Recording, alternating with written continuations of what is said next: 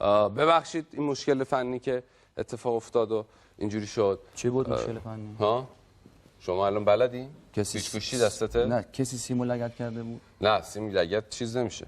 اتفاق اینجا همه چی وایرلس بی سیمه؟ نه همه با سیمه. ولی سیم الان ببین پاش رو سیمه، هیچ اتفاقی نمیفته. سیمای گردن کلفتی. آره حتی مثلا لنگر کشتی هم بهش خورده هیچ. امکانات کلا اینجا خیلی زیاده. من حتی یادمه اومدیم برای اتصال دستگاهمون فیش نداشتن، خیلی فوق العاده بود. نه خدا وکیلی داشتن، خیلی هم فوق العاده‌ن. بچهای فنی هم بی‌نظیرن، من دوستشون هم دارم. بی‌نظیر که هستن. خب حالا باشه، حالا یادشون رفته دیگه. فیش گاز و اشتباه جای فیش. حالا چه کاریه دیگه، حالا از جواب درده. خب ما قرار یه کار از رضا بشنویم و با شما دو بزرگوارم خدافظی کنیم. حسن هم صحبت‌های پایانیش. حسن ریوندی خیلی لطف سربازی رفته شما؟ بله. شما سربازی رفتی؟ نه. سربازی نرفتی؟ معاف شدم. اشکالی هم نداره. علی رفته بود سربازی، خاطر از علی برات بگم رضا جان. موقعی که تقسیمشون کردن اون ارشد گروهان گفت اینجا کی ریاضی خونده؟ علی سری با افتخار گفت من. گفت بلند شو. سربازا رو بشمور ببینم. من یاد خاطره از خودم افتادم سربازیم. علی باور نمیشه با این خاطره واقعیه. رضا رفتیم سربازی، بعد من با مدرک دیپلم رفتم سربازی. اون موقع دیپلم خیلی مدرک عالی بود برای سربازی. من تو آیسج 1 اصلا پستای خوب میدادم به دیپلم‌ها. دوستام همه پستای خوب گرفتن، من افتادم قسمت کارگری و باغبونی. بعد گفتم باغبونی. بعد ما صف وایساده بودیم، با خودم هاش میگفتم اینا حالا من احتمالاً باید سرپرست اینا باشم. تو صف که بودیم به ما بیل و کلنگ میدادن، به من که رسید یه دونه کلنگ به من داد. نه حالکاری بود. گفتم قربان ببخشید مثل که اشتباه شده، من دیپلمه هستم. گفت آخ شرمنده ببخشید شما فرغونو بردار.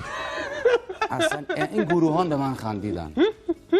اما خب شما که سربازی نرفتی، شما که سربازی رفتی و بریم یه کار خیلی زیبا از آقا رضا بشنویم. شما صحبت‌های پایانی ممنون که اومدی، خیلی لطف کردی. من دیگه برم؟ بعد بریم دیگه. اگه کار می‌خوای برام بخونی بخونم. خب چی می‌خوای بخونی؟ این دفعه می‌خوام از زنده یاد استاد محمد نوری باید بخونم. میکروفون رو بعد بدیم. رضا ببخشید من تو کار شما دخالت میکنم. حسش بیشتره. شما میخواد بخونی هری میره حباب بازی میکنه.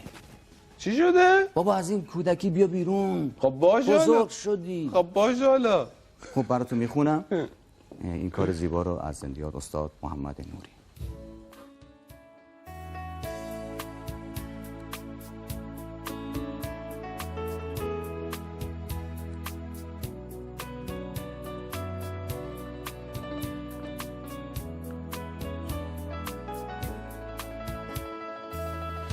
ما برای پرسیدن نام گلی ناشناس چه سفرها کردیم، چه سفرها کردیم.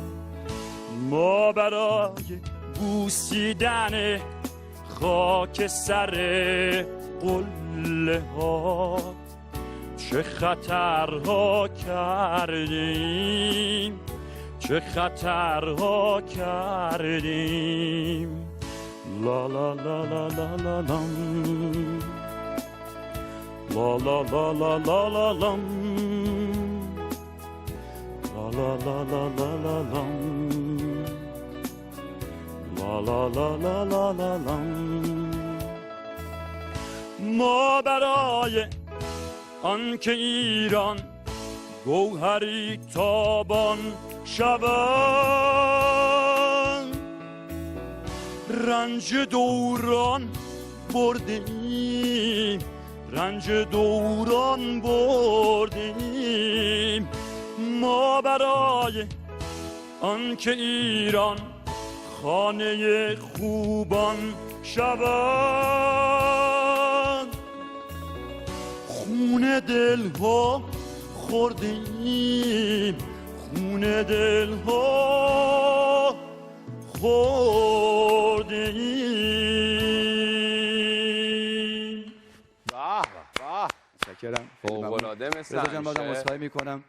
سپاسگزار. خواننده خوب آقای رضاست. من بله. اینجا البته میدونید که کار من صدا سازیه و ارتباطی به کار شما نداره. و من دوست دارم گاهی اوقات کار شما رو زیبا بتونم مثل خودتون اجرا کنم که آره زنده باشین. دوستت دارم، ممنون از این همه لطفت. میکروفون ندارم. به من دست دوستی بده، مطمئن باشن که منو دوست داری. میکروفون خوب بهت میدم با رنگ ویتامین سی. ما با هم میریم. علی جان با هم میریم. بله بله.